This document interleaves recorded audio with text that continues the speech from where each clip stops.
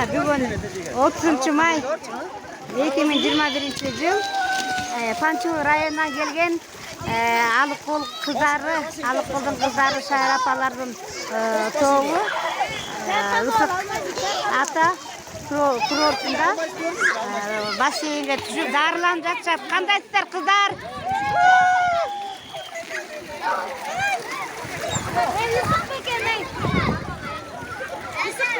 Мынакей күндүркөлүк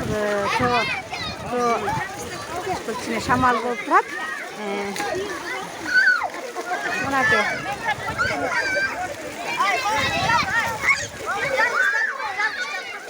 Мынакей Райла еже, Тамара еже, Гүлнар. Да, берке еже барсың ке, сұрап білеже бақта. Мынакей, сұрап білеже.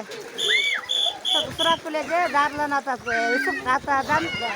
Ысык ата курортунан жердин астына чыккан сууга дарыланып атат. Райлеже. Ойбуй. Ушу кут болсун.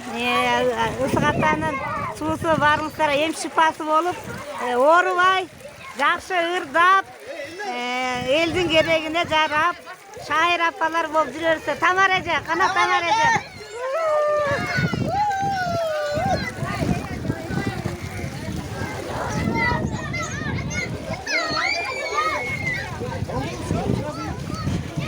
Мынакей топ.